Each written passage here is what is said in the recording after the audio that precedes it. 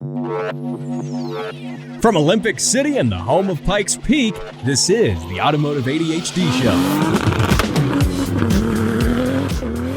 Oh yeah, here we are rocking it on the Automotive ADHD Show, heard around the world as a podcast, and right here in Southern Colorado on the radio. Catch it Saturday mornings, 91.7 KLZR, voice of the Wet Mountain Valley. Matt West here, hanging out with you to talk about cars, and I have a loaded, packed show for you today. I'm going to have a special guest joining me in the third half of the show. He's an Army veteran who's devoted to mental health, and he'll be talking about how he sees cars as a therapy tool for folks who struggle with PTSD. This is going to be a really interesting talk. His name is Sean Bedingfield, and I can't wait to have him on here in the third segment of the show. You definitely need to stick around and listen to the whole show for that. It's going to be really good. Now, before we talk about that, we're also going to talk about daylight savings time and how that causes more crashes relating to deer. Yeah, this is an interesting study about this. So we're going to touch on that. Amazon is also using new electric vehicles. Ooh, big deal. But I think they are actually using electric vehicles for what electric vehicles are good at and what I think electric vehicles have a practical use for. So we're going to talk about that, my thoughts on that, and we will get to the nuttiest, craziest pass in NASCAR history, maybe not in all of NASCAR history, but in recent history, and it's something you've only seen in video games, and one driver pulled it off in real life. It's going to be nuts. I'll tell you about that. We'll also get to this month's Car Sound winner of the month. How cool is that? It could be you. So you got to listen to that. We're going to get into that in the second segment of the show. I am going to announce that. So a lot of really tons of stuff to talk about today. I mean, it is, when I say a packed show, I definitely mean it, and you're definitely tuning into the correct car show. So yeah, there you go. Now, hey, before we get to any of that, if you love cars, and I know you do because you're listening to this show, you should love the RPM Act. I'm talking about this every week. If you're getting sick of hearing me talk about it, then go complain to your state representatives. Hey, this guy on this stupid car show keeps talking about it, and he says he won't shut up until you do something about it. So what the RPM Act is it is our protection against the EPA. The EPA wants to take away your ability to turn street cars into competition-only track cars. They're going to kill off grassroots motorsports, and they don't care. The little guy, you and me wrenching on our cars in our garage, they don't care about us. They want us gone, in fact. And this doesn't affect NASCAR or F1 in any way, shape, or form. And this also affects your ability to modify your street car, because if they put the companies out of business that make track parts, those same companies are often the same people who make your fun street legal modified parts and things like that. Your catback exhausts, your aftermarket wheels, things like that. And you don't want to lose that. So you need to check out the RPM Act, support the RPM Act, go to saveourracecars.com and put a stop to the EPA's evil plans to kill motorsports and kill grassroots motorsports. They say, no, we love motorsports. Well, yeah, they love NASCAR and F1 because they have millions and billions of dollars. You and I don't, but we do have the RPM Act. Check it out. I know you're tired of politics. This midterm election is coming up. The midterm may already be over by the time you're listening to this. So regardless, support the people who support the RPM Act. SaveOurRaceCars.com. Go check it out. Now, I want to talk about deer and daylight savings time. You may be coming off of the new time change. Maybe you're a little dreary-eyed and a little shaken by your change in sleep schedule. For me, I don't know. When we go back an hour in the fall, I don't really notice it just because I'm perpetually sleep deprived and I get an extra hour of sleep, which is nice. But it does mess up some people. And our friends in other countries who listen to this show who maybe don't observe daylight savings time are like, what is he talking about? Yeah, we do this weird thing in the United States, except for Arizona, because they know what's up. But we do this weird thing where we go back an hour or go forward an hour, depending on the season. In the springtime, we go forward an hour, and in the fall, we go back an hour. And, as the saying goes, spring forward, fall back. And it goes back a long ways. It's got its roots in agriculture and things like that. Really doesn't make a lot of sense, in my opinion, in a modern society. But alas, we still do it out of tradition's sake. For whatever reason, we do. And I've heard some pretty good arguments either way for keeping it or for getting rid of it. Now, that being said, this is a car show. And how does this relate to cars? Well, the thing is, when you change the clocks back, when you go back an hour in the fall, that means that it gets dark earlier. And when it gets dark earlier, you're driving at night more often. And when you're driving at night, and especially around dusk, here in Colorado, it gets dark now at like 5 o'clock, like 5 p.m. And in the dead of winter, I usually see it get dark around like 4:30. The sun's already dipped behind the mountains. And bear in mind, we got these big, tall mountains that the sun dips behind in the west. So we lose the daylight even earlier. So really like 4 o'clock, 4:15, the sun might be behind the mountains, and then it might be totally dark by 5 o'clock. And with that, deer and other wildlife tends to be really active around dusk. That's when that's when the deer go frolic in the road, is around dusk. And I will say I see them a lot driving here in Colorado. I see them all the time. Weirdly enough, even in the city here in Colorado Springs, it's a fairly decent sized city.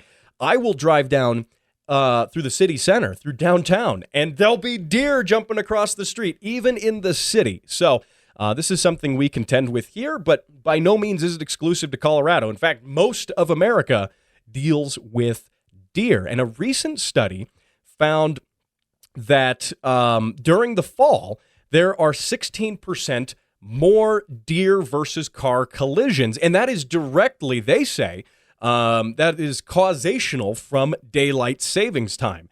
Because we suddenly, instead of driving at, say, 6 o'clock and, basically our rush hour time, the time everyone's leaving, work and going home, during daylight savings time during the summer means that we're driving before the deer are really out around dusk. But by going to standard time, what happens is it gets dark earlier, and then our human rush hour is now suddenly in the deer's time, that they are frolicking through the road and playing in the streets and doing whatever it is that deer do. I'm sure they do something. But that said, it intersects with that, and that's why we get more crashes. According to this study, they say, at least in the study, 16% more crashes. And again, they hypothesize that this is the reason. And this study comes from the University of Washington, and researchers there found that without going back out of daylight savings time, the U.S. would see 36,550 fewer collisions if we just stayed on the daylight savings time. And that also attributes for an average 33 human deaths a year and over 2,000 injuries, and it could save $1.2 billion in crash costs every year, according to the study, which is, in my opinion, a good argument for staying on daylight savings time. That is my opinion. That's a good argument. Let's stay on daylight savings time. Now, I'll admit, I'm not that big of a morning person. Yeah, I get up early in the morning to go do work and do other things. But if you leave me to it, I like to get up around like 8 o'clock. I'm by no means a early riser. I'm not the guy first out of bed at 5 a.m. That's just not me. But then again, I'm really productive in the evening hours. I guess you could call me a night person. I don't know. But that said, I've never been a fan of switching back to standard time. I like daylight savings time because in the evening, in the afternoon, you got more time. You got more time to do stuff. You got more time to wrench on cars in your driveway before it gets dark, and that's what counts. Granted, with this study, this just provides some numbers to it, but I think we should abolish the time change. Now, granted, if we abolished the time change, likely we would go back to standard time, which is what we're on now. Which I'm not really a fan of that. Just keep it daylight savings time all the time. I wouldn't have any issues with that. So a few places in the United States don't do the time change every year. Arizona is one of them. And last time I checked, everyone in Arizona is still alive, or for the most part. So I don't know. Now, that does bring me to another interesting point, by the way, which are, what are your odds of hitting a deer driving? And there was a study back from 2018 that linked into this. Just interesting food for thought. The state where you are most likely to strike a deer is the state of Pennsylvania, with 1 out of 43, 1 out of every 43 crashes or insurance claims. This comes from the State Farm Insurance Company. They do this study every so often to determine industry-wide what the chance of deer strikes are. Insurance companies need to know this so they can know how much to bill you for insurance if you're in a high deer strike area. Pennsylvania, 1 out of every 43 claims, insurance claims, is a deer strike, versus where I'm at in Colorado, 1 out of every 253. Some of the states where it's less likely, California, 1 out of every 1,117, and Hawaii takes the cake for 1 out of every 6,823 claims. I'm surprised. I didn't even know there were deer in Hawaii, but probably not very many, obviously, because 1 out of every 6,000, almost 7,000 claims is a deer strike. Because I guess deer probably, it might just be a biological thing, but I don't imagine they're very well suited for swimming through the ocean. I don't think that's what deer are very good at.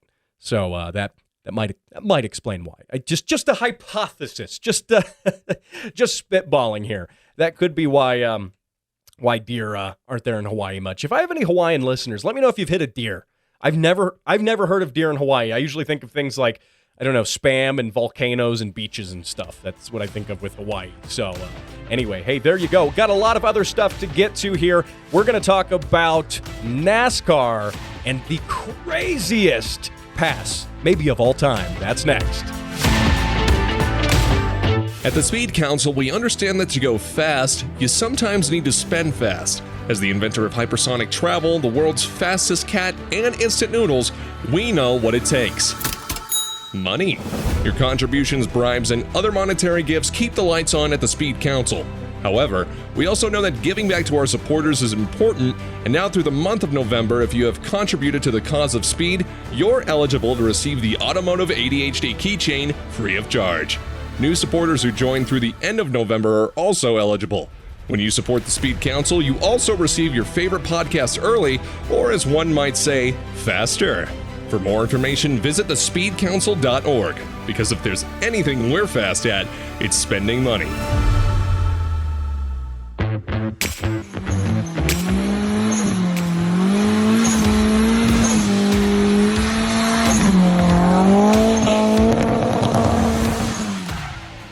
Oh yeah, here we are rocking it for the second segment of the Automotive ADHD Show.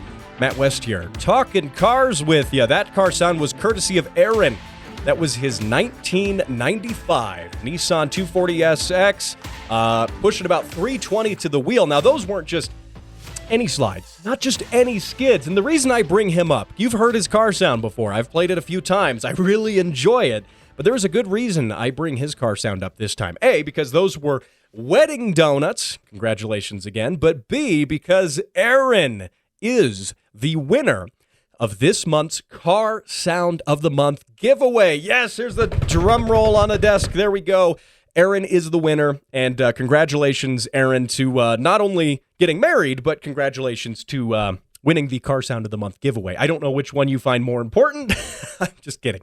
Obviously, it's winning the giveaway, right? No, I'm just joking. But that said, you are the winner, and I'll reach out to you over the Facebook page here in the next couple days. Get your address, get everything sent out to you. And in case you're wondering what you win the Automotive ADHD keychain. It's a nice, embroidered, durable. I like this keychain. It's really good. I have it on all of my keychains. Like, all my keys have my own keychain on them. A, because it's, mine. But B, because I actually like it. It's really useful. But you also get the Automotive ADHD sticker, the As Heard on the Automotive ADHD Show sticker, and you get a $25 parts store gift card, which I know it's $25. It's a little drop in the bucket, but every little bit helps when you're working on a project car.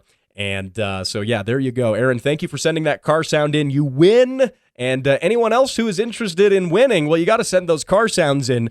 Now, I pull my list of winners every single month from the totality of them. So if you've sent in car sounds in the past and you didn't win this month, you're still in the drawing to win. So chances are eventually you will win ultimately no matter what. So you should just send them in. Facebook.com YouTube.com/Automotive ADHD. Now, next thing I want to get to here, I'm moving kind of fast through these topics because I do have my guest coming up here in the third half of the show. He is a Army veteran who is devoted to mental health, and he's going to talk about using cars as a therapy item for mental health. It's really cool. This is a fascinating interview.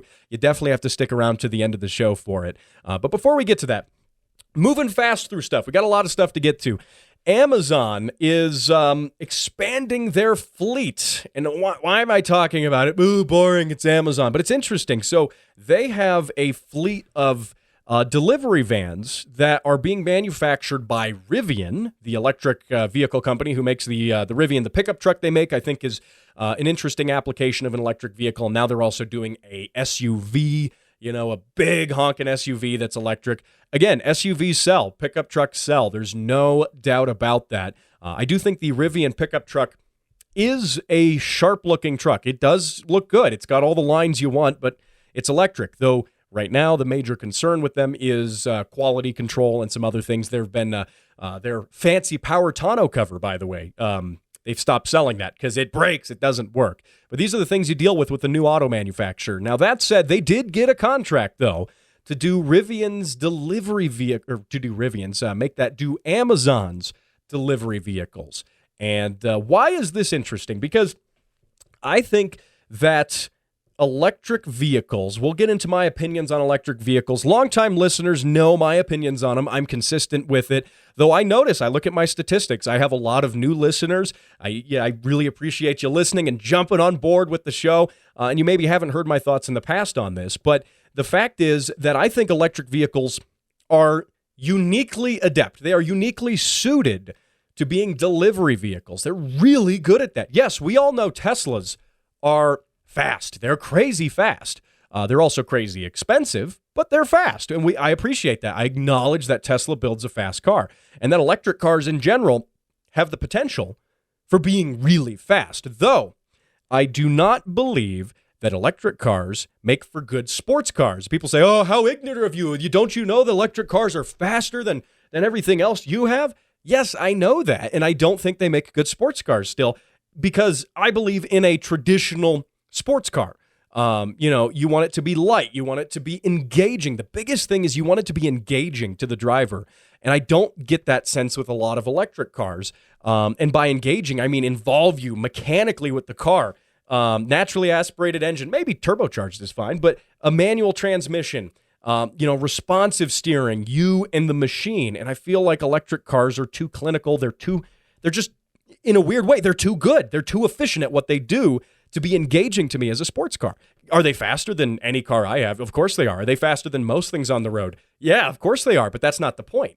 If I was looking for sheer speed, then I would be looking at a different car than a traditional sports car anyway. So that's my 2 cents there. Sports cars, I really don't believe should be electric. I mean, the whole sound of sports cars, that's part of the engagement you get.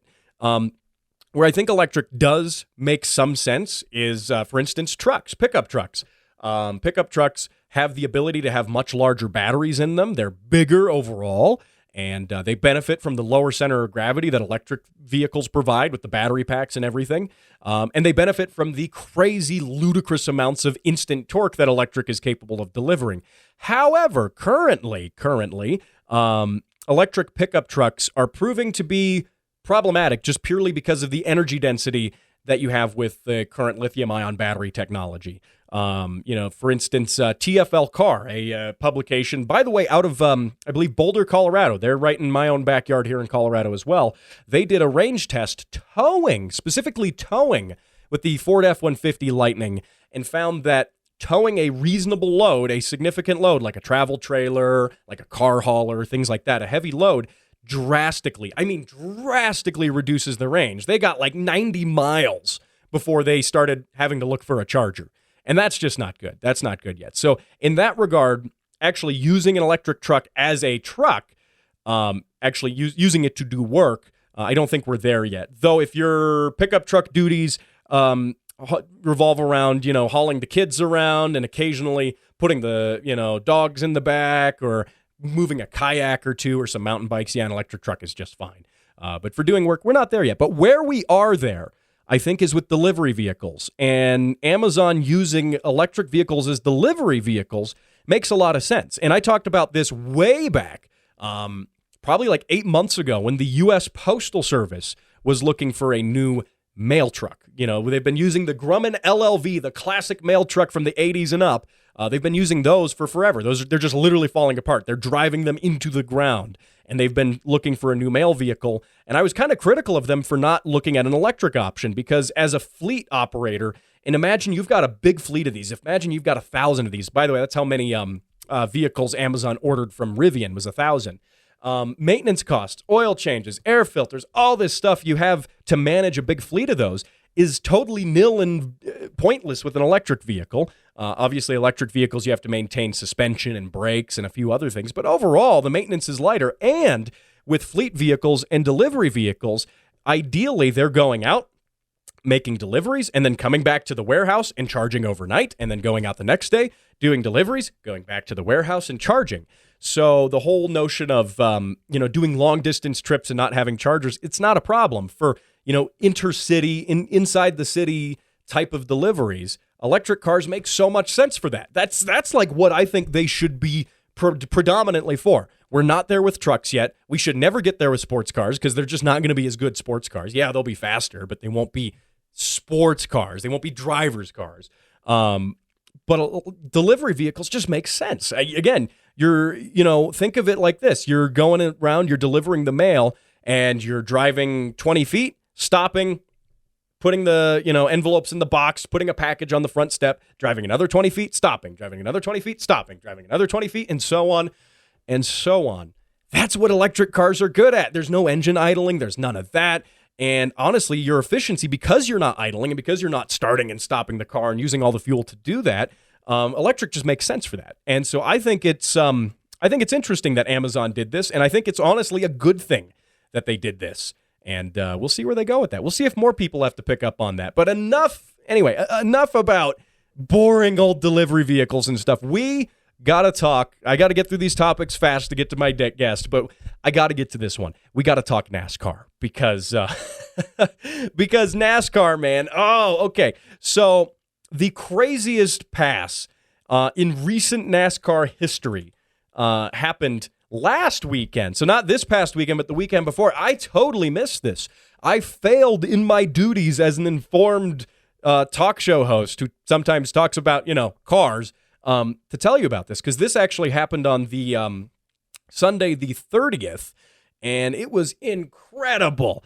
So it involved a couple of drivers, namely Ross Chastain has completely renewed my faith in the sport of NASCAR. And I've been critical of NASCAR. I've been critical of F1. I've been critical of a lot of racing lately. I do love the grassroots stuff. I love the Pikes Peak Hill Climb. I mean, you can go back through the episode feed and listen to my coverage live from the Hill Climb. I was there. It was cool. We had Jimmy Ford on as a driver. It was great. But NASCAR, I've always been a little critical of it, but this has absolutely renewed my faith in the entirety of NASCAR. This happened at the Martinsville Speedway. And what happened essentially is, and you know what? Before I even tell you what happened, I just got to play the sound clip for you. Listen to this. Check this out. And the fight for the point, right at the line. The one of Chastain past Hamlin. It was a video game move off into turn 3. He put the car against the wall wide open all the way around turn 3 and 4. Oh, man. That sounded exciting. So let me kind of break down for you what happened there. It was the last lap. And Chastain was a few cars back from the front, and they were going around the bend, one of the turns, getting towards the finish line. The flag was there. They were waving the checkered flag. And what Chastain does is he keeps his speed up. And I guarantee if you've played any sort of racing video game, you've done this. He kept his speed up and slammed the car into the wall and just pinned it to the wall and used the centrifugal force from that to maintain the speed and slingshotted himself past a number of other cars. He passed Denny Hamlin in the number 11 car and sealed his position in Championship 4. in Phoenix, where just this last weekend he crossed the finish line in third, just at this last race. But he would not have even made it into the championship had he not done this. Again, you've probably played a car video game where you're driving through and you're trying to pass someone and you just throw the car into the wall because it's a video game and, physics and, damage. It's not really a thing in a lot of video games, right? So you slam it into the wall, slingshot the car through the wall, and then out of the turn. Well, he did that in real life. He pulled it off in real life. And this is one of those things that on camera, being there at the event, hearing the announcers, that was Rick Allen from NBC on the call, by the way. And you could hear his excitement as well. Oh, man, it was an enthusiastic thing. I don't think I've ever actually seen somebody do this in racing. It does prove that what works in the video games can work in real life. It's just no one's had the balls to actually try it. And you do have to commend Ross Chastain for his, I guess you could say, testicular fortitude in this situation. Folks on Twitter were quick to jump at the fact and say, I don't know how he could drive so fast considering the weight of those big, you know what I mean. He's he definitely did it. He pulled it off, and that is just absolutely insane. What a cool pass there. And I wasn't even tuned into NASCAR. That's why I missed it, because I'm like, it's NASCAR. It's getting weird. It's getting too rule heavy. It's turning into F1. And then this happened. And I guess I won't say they've won a consistent NASCAR viewer, but I got to keep up with it now. I got to keep up with what Ross Chastain is doing. That guy, and the fact too that this past weekend in Phoenix, he placed number 3rd. After that whole thing. Now, he didn't do any crazy wall slingshotting in this last race, which is a bummer because he could have done it and could have won again. What would happen if that suddenly just becomes the thing drivers do? Like, everyone does it, just riding along the wall. It probably wouldn't work if everyone did it, but oh man. And what's crazy too is I saw an analysis of the race that he did that in on the 30th, and they said that most drivers didn't get out of 3rd and 4th gear. They said for the most part, they were driving in 4th gear through that race. And he said, no, I was pinned in 5th the whole way. Full send. That is the meaning of full send, and he did it. So again, I just have to give kudos where kudos are due, because that was a spectacular thing. And again, fantastic stuff. Fantastic stuff. You couldn't ask for better racing. And I'm sure the corporate, bigwigs at NASCAR probably, what's likely is they probably gave him a stern talking to and said, please don't crash your car into our walls and use our walls as a slingshot. You're going to ruin the ads that are painted on the walls. And he probably goes, okay, I won't do it again. He did come out and say that he probably won't be doing that a second time, which I think is a shame because it was spectacular. But he said it was also one of the most terrifying things that he has ever done. Yet the man still did it, and he still placed well. Congratulations to him. So there you go. Now, hey, what you got to do here is stick around for this last segment of the show. This is going to be a good one. I am talking to Sean Bedingfield, who is an advocate for mental health. He's going to talk about how cars tie into that and how big of a part they played in his life as well. He's a retired Army guy, saw combat. Cars were a big thing for him. So we're going to talk about that here. You're going to hear that interview right here in just a minute.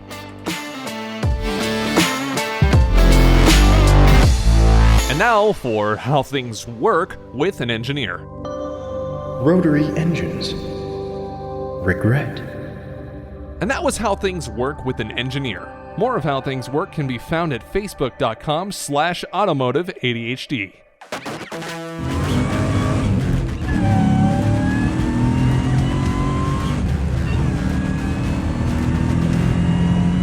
Oh yeah, here we are rocking it for the third half of the Automotive ADHD Show. Those car sounds coming in from Devin. You know his car already. That is his supercharged 700 horsepower LS swapped Volvo 240.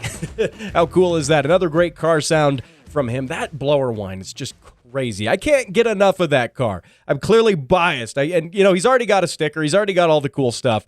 The car sounds just keep coming because they're awesome. So anyway, if you want to send your car sounds into the show, if you want to share them, have a chance to have your car not only featured on the show, but also to win a $25 parts store gift card, as well as the keychain, the sticker, all of the above. You got to check it out. It's really good stuff. Facebook.com/Automotive ADHD. Send your car sounds in. And because, are you doing it just for my sake? I don't think so. I think the world needs this. The world needs more car sounds, needs more people to hear them. So, yeah, do it. Now, anyway, I don't want to keep my guest waiting any longer. I'd like to welcome my next guest on. Now, he actually reached out to me and asked if I'd be interested in hearing his story. He's an Army veteran, having served in Afghanistan, and he is a big advocate for the use of cars in promoting mental health. His name is Sean Bedingfield. Sean, welcome to Automotive ADHD.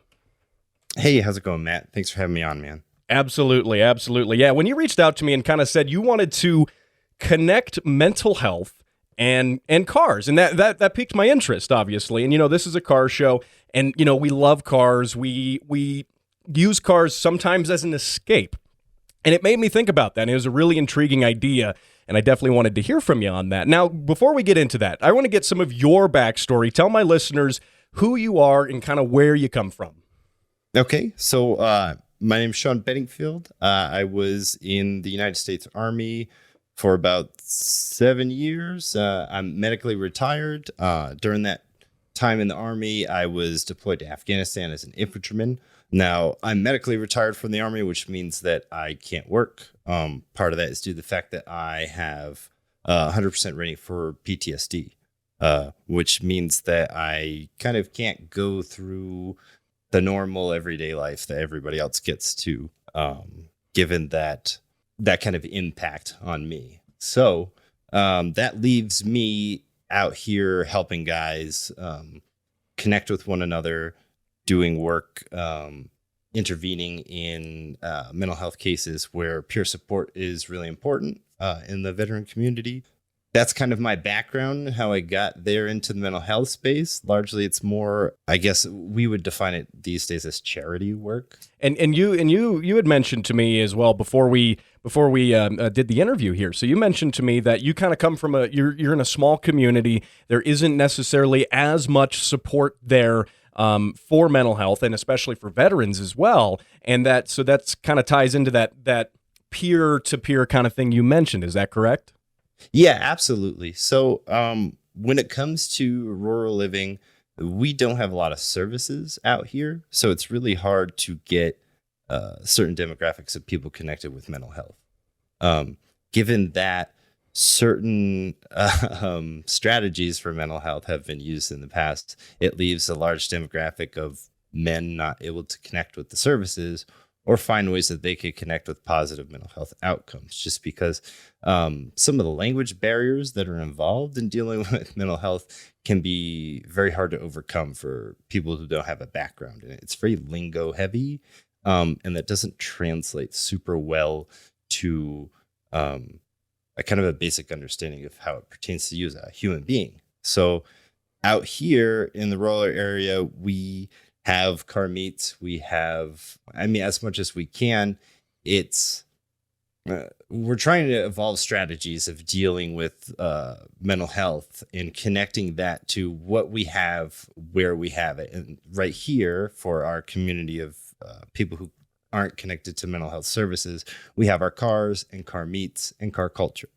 Absolutely, and that's car culture is always a big source of community, especially in smaller communities where community maybe isn't as big of a thing, and we'll touch on that in a little bit here. Now, what are some of the challenges that servicemen face after returning back to the United States, and especially, like you said, in your case as well, from active combat situations too? What are the sort of things? Give my listeners some context on the sort of stuff that has to be dealt with in that case.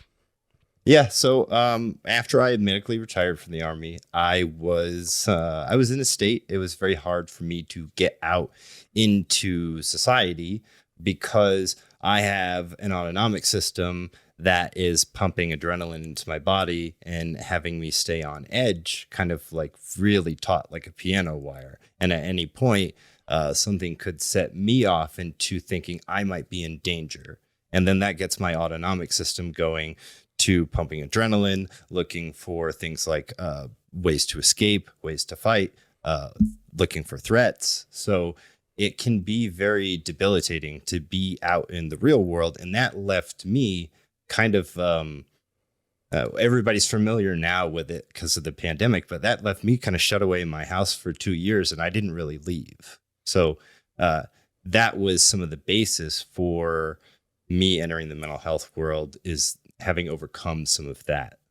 Absolutely. And now, so you kind of tied, getting a little bit of an escape from that as well. And I think a lot of people look to cars, look to the enthusiast scene in that as an escape from, whatever it may be it work, be it, difficulties in the family, all of that stuff. Cars are a great escape in that sense. How is that tied into what you have experienced? How do cars tie into that? Yeah. So when I was getting back out into the world, having done a lot of work, mental health wise, to be in a better place to just exist around normal people. I had found I bought a car that I felt a lot safer with, because driving on the roads around people left me feeling, okay, these people aren't taking the severe nature of what can happen to you danger wise if you don't pay attention to driving. So I wanted a fast car so I could either get out of the way, I could stop on time, more of a performance-oriented vehicle, so that way I could feel a lot better personally about being out on the road. And having done that, I bought a Ford Taurus Show, which it's a bit of a boat, but it does everything that I need it to do in that regard. And in dealing with that and getting back out on the road, I was able to kind of connect that with how I had driven cars in my past as a young lad before I joined the Army. And this kind of, I'm a car guy through and through. My dad, he was a mechanic. I grew up around the shop, and everybody knows in the shop, you got the hot rod magazines, you got Car and Drive, right? Road and Track. So I grew up around those cars, looking at that in kind of car culture. And as soon as I was 18 years old and I could get somebody to give me a loan, I was at the dealership purchasing a 1998 BMW M3 E36 4-door. It was an escape for me at the time, and I didn't realize it. But now, having done the mental health work, going back and looking at that and connecting that with what I'm doing with my car now, I was able to see that was a point in my life that car, what it gave to me was a space where I could think, I could reassociate with my body, because on the road when you're driving, any driver knows this, you get a lot of feedback from your car, and that is a form of communication that you're learning. So we were all young and driving cars. I know everybody, for the most part, had that kind of same experience that I did. You're young, you're driving your car, and now you're training your autonomic system. Having that input and having your body need to be on point with where your brain is at, and calculating all of that and translating, okay, what does that steering feel mean on the road? And you're literally talking another language to your car through your tactile feedback. And that can be a very good mental health space for people to take time and think about problems, because it makes your brain and your body reassociate. And there are various things in our society and culture that cause us to disassociate from our bodies. And when you're not in that kind of conversation and you have your body in on the conversation, you don't get the benefits mental health wise, because your body and your autonomic system plays a really big role in how you exist out in the world. And as evidence to that, my autonomic system would overreact out in the world. Why? Because I had been training my autonomic system as a young man in combat. And now here I'm left with this autonomic system that's been trained for certain things. So your autonomic system, i.e. your body, is very important in dealing with your mental health and making sure that you're present in that. Okay, absolutely. And, and I think in a subconscious way, we all kind of experience that with cars because, how many times have you been, maybe frustrated with work or whatever, or it's just been a long day and you go for a drive, even maybe on your drive back from work, for instance, just thinking about that, the car is a great place where you do think of things. You do think of ideas. It is calming in a lot of ways. And I think a lot of us experience that without even really associating that. We just know, hey, this makes me feel a little better. I'm going to go out for a drive, and for me, if I've had a long work week and I go out for a drive on the weekend, I mean, it's like, that stress kind of just comes off of you. You go after that and you feel like, okay, I feel refreshed. I feel a little bit better. And obviously you're kind of, magnifying that on a larger scale, especially when you're talking about severe cases of mental health relating to combat stress and things like that. And it's fascinating, that you've kind of connected the dots here, aside from just looking at, okay, this makes me feel better. You've kind of looked into, this is why this makes me feel better. This is why this helps me. And I think that's very cool. Yeah, absolutely. Like these are, I know a lot of people don't have the time or space to do this kind of work. It's very difficult. And everybody has to work a job. So that's kind of where I come in. I'm retired and, I'm just out here trying to help guys. And here's a set of tools that I can give to everybody. Hey, like, look, you can identify the role that your car plays in your life. If you're having a problem with your spouse or significant other, however you want to phrase it, hey, give me a minute. Explain to them how your car factors into your mental health. Look, hey, after a drive, I have a very clear head. It gives me distance from the problem, and I'm really able to think about something and not have it be right in my face. I could be just kind of cruising and let it just flow over me. If we explain that, it gives us a much better place to deal with other people and to show them the significance of how cars, and our culture play out positively for our mental health. And I think that's a really good emphasis that we can put on cars and car culture that we can show to other people, because I know in the, trying to customize my own car and it being very difficult to do so and trying to find new ways to do it, all of the interactions I've had with other car people that have either been owners of shops or engineers working on the problem themselves, they've all been really great experiences. And I can't say that I've really had a negative experience in dealing with another person around my car and what I was trying to do with it. And I think that's incredibly significant.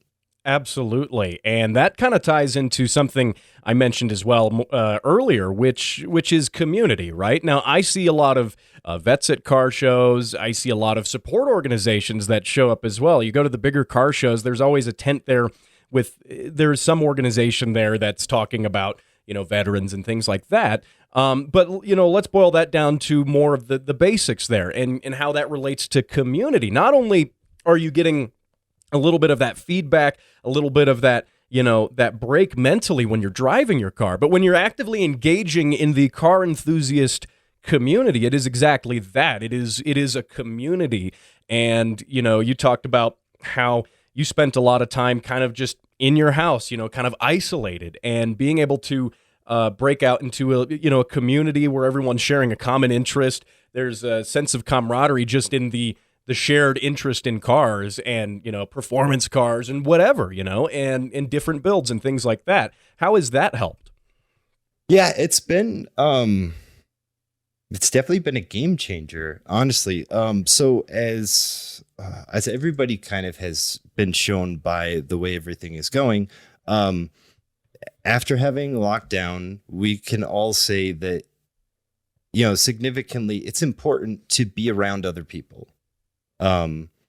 So in that regard, it can be difficult, and I'm guilty of it myself. It can be difficult as an adult to make friends. It can be really weird. It can be, especially when you grow up, making, a majority of your friends say as a kid in school, right? You're you're an adult, you move out of state, you do whatever. I see what you mean, for sure. Yeah, you all have to be like trapped in there and tortured together. So like, yeah, you guys are going to be friends. Oh yeah. So this does provide an opportunity for finding community. Community is incredibly important to our mental health. Social support networks can be used to off-put some of the effects of depression. And I honestly, most people are probably feeling some of the effects of depression these days. So being in a very conscious, aware space and going out and interacting with people and trying to have positive outcomes is incredibly enriching. It's going to leave you feeling better. You're going to have a smile on your face. I've never not had a smile on my face when somebody has looked at me and said, "Oh man, that car looks really cool." Like, how can you not? Right. Absolutely. And I agree with that. And, also too, when you, if you ever pass another enthusiast, another owner on the, of a fun car on the road, and you get that thumbs up too, that's always good. Or when you give that thumbs up and the guy's like, "Hey, nice," that's again, that sense of community that again is built around a shared passion for the same thing. And that's, again, I think that's one of the coolest things about the car scene. Now, again, my guest is Sean Bedingfield.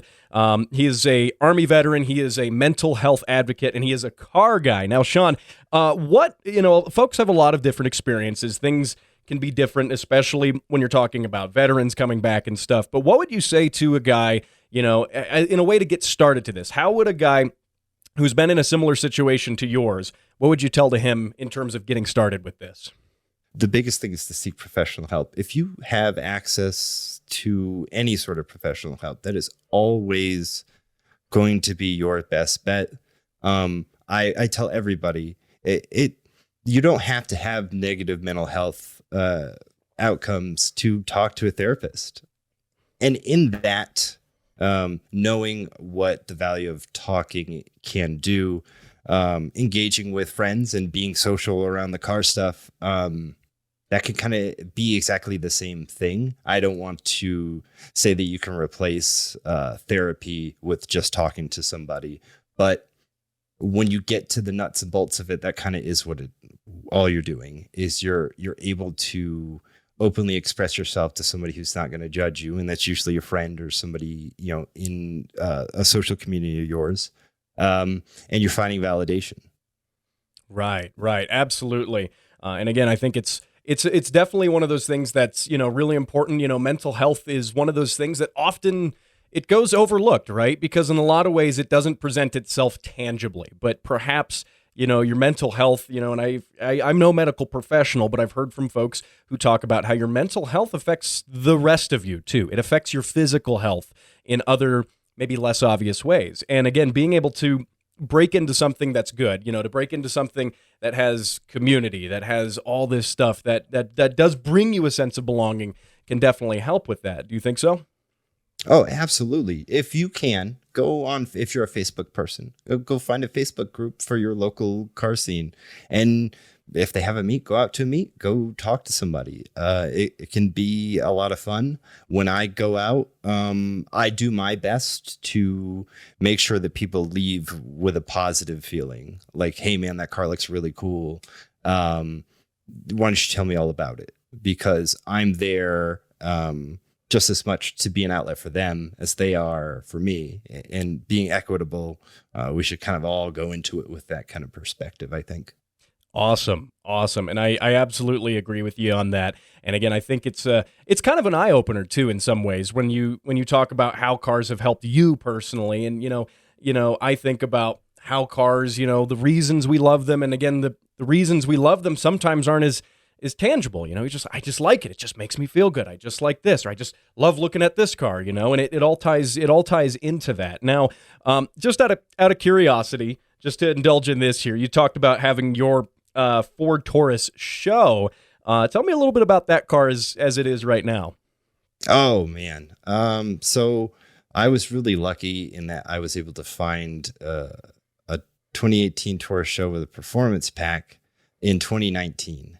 Around here, everybody drives trucks. Nobody likes sedans. So it was pretty cheap. And as soon as we drove it, I was in love with it because I scouring the interwebs as I was, homebound.